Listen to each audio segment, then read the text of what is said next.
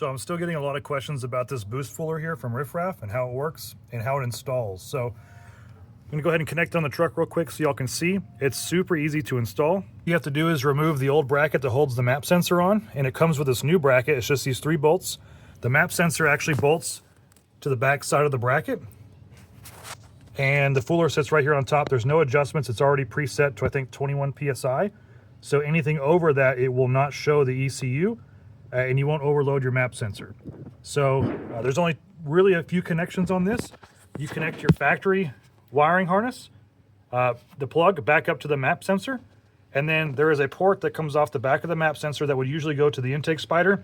That now goes to this end of the boost fooler. So it just plugs right in. The other side, the long side, will go all the way down and plug in to your intake spider right here.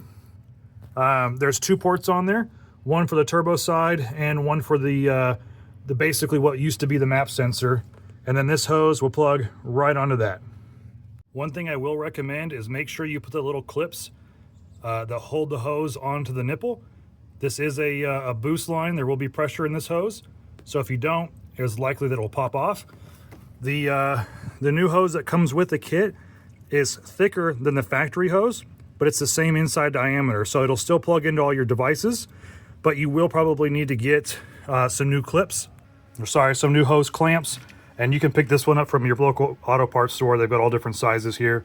This is the one that we ended up using, so just something to notate. That way you don't have any of these popping off while you're under pressure.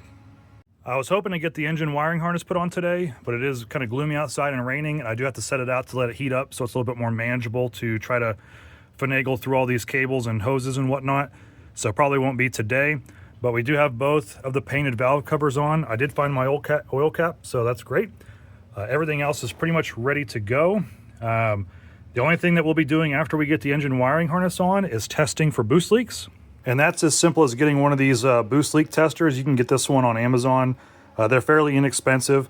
They come in different sizes depending on your turbo inlet size, but this is a 3-inch. This will actually clamp right onto the front of the turbo. And then it's got an air valve here that you can use an air truck with your air compressor. And you can pressurize this to the amount of PSI that you like. This one goes up to 30 pounds. And coincidentally, that's about what the max reading for this turbo will be. So we'll pressurize it to 30.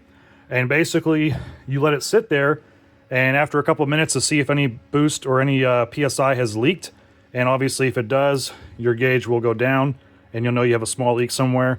If it's not audible, you can use some soapy water and look for bubbles. So that'll be the next step once we get the charge pipes back on after the engine wiring harness.